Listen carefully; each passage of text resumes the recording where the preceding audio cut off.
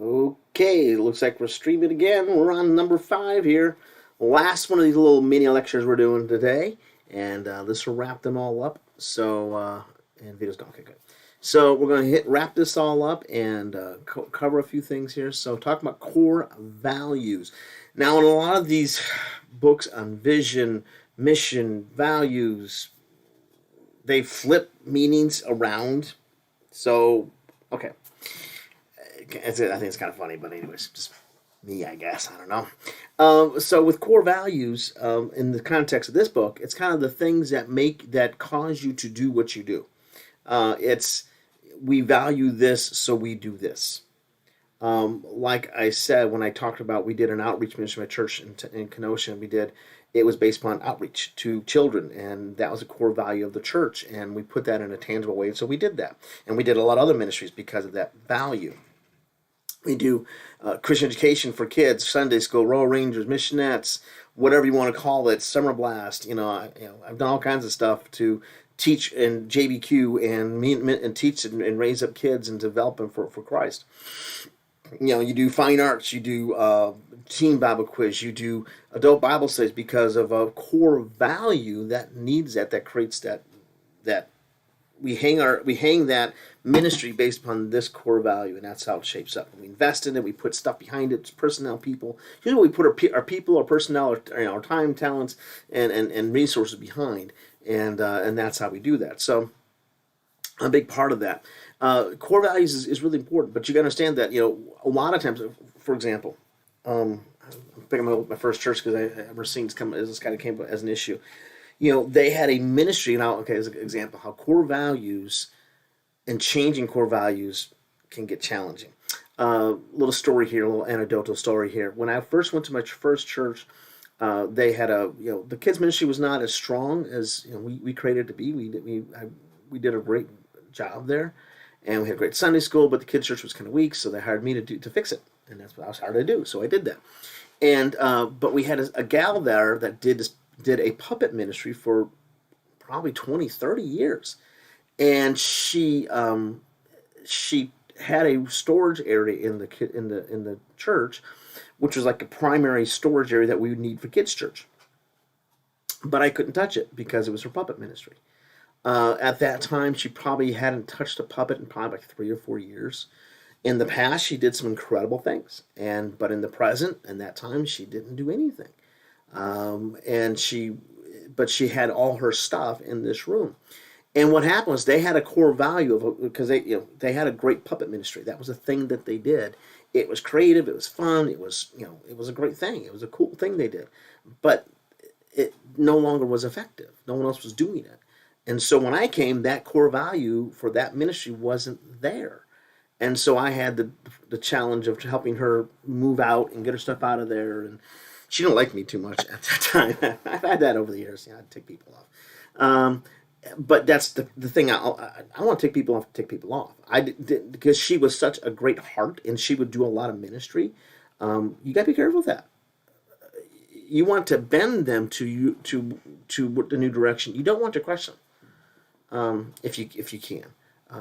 You want them to be part of what you're doing, and so she had a really tough time because she used to run kids' church, but she stepped away from that, and the value of the puppets she had were a lot of money, a lot of investment, and we had to kind of redo all that thing. And the associate pastor who knew her for 20 years and kind of laid the hammer on her and said, "Clean the junk out of there." And she got mad at him, wasn't as much as mad at me, which is fine. It's that the core values changed. The core value of reaching out to kids creatively was still there, but the way we did it changed. And so that's a thing that comes up in church work. We do, we have a great JBQ ministry, which is a great core value of Christian education discipleship. There's times we didn't have that at this church, and I love JBQ. I think it's a great ministry. I really enjoy doing it, but it hasn't always fit in the ministries that we've been in. So you got to roll with it. It's just because you do one thing, it doesn't work in another context. Because one church does one thing doesn't mean you take what they did the exact same thing. Because that's the big thing that people miss. There's a core value, but they take the thing that they do, not the core. They think they're hitting the core value, but they take that structure, the cool media, the worship style, and they think, well, that will fit here, and it doesn't fit. And they forget it's that core value that you want to create and embody and own, and that's going to create this great ministry.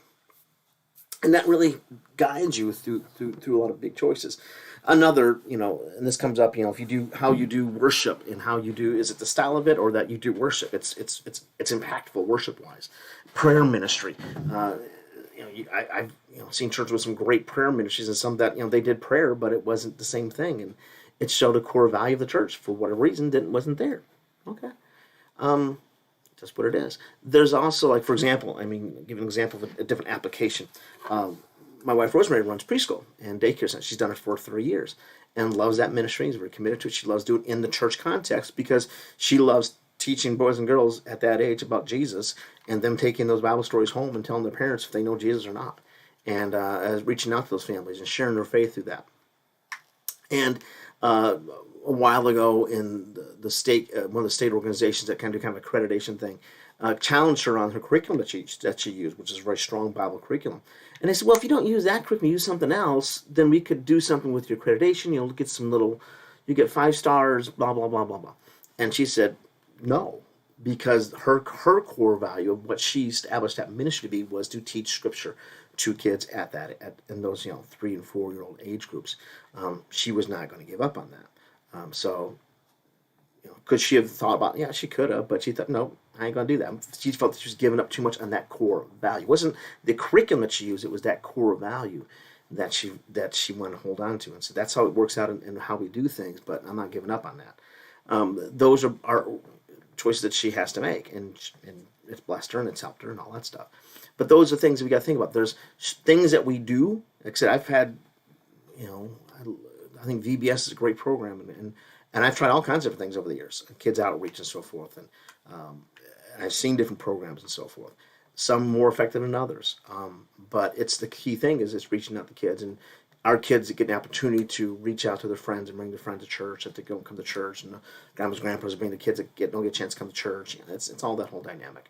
But that's the core value of it. And so how that works out doesn't make a difference as long as that's being done. That's core values.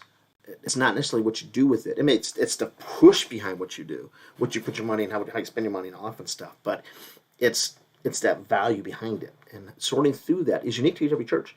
Every church has some unique core values of worship or Scripture and teaching and the discipleship methods or creative ministries, how their emphasis on kids or youth or senior ministries, whatever it is. That creates something that you hang your hat on and you invest your resources in, and that's the difference. And behind that is vision and mission. Mission is, my hands are all mixed up here.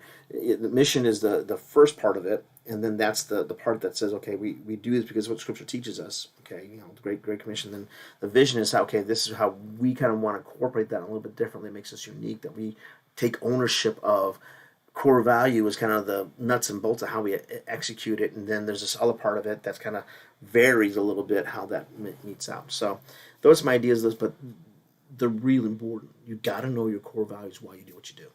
I think it's real important to have just a few, and for like a church, up to 10, about the max, because it gets a little cloudy. For a ministry, kids ministry, youth ministry, something like that, 3 to 5. I've always, for example, in kids ministries, I've had the core value of our kids when they leave our ministry that they can transition well into youth ministry. If they don't transition to youth ministry, they don't go to church after that, I failed.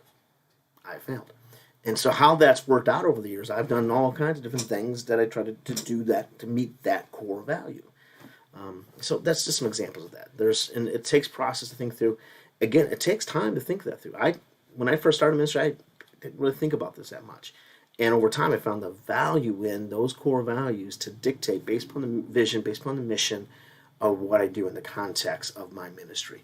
And that has dictated what I do, why I do it. The emphasis we put on outreach, annual outreach, doing things differently, missions, how we structure kids' ministries, our missions program. There's some core values that I feel are important, and it shapes up different ways. So then, because now how you execute that can change. Get creative with it. That's fun. That's fun stuff. but it has to have core. You can't do something cool, just do something cool. It's got to have a core value behind it. Okay. We'll stop there. Okay. What do I do? Oh, 10 minutes. Ooh. Okay, whatever. Post some comments. Let me know you watched it, or say hi, whatever. And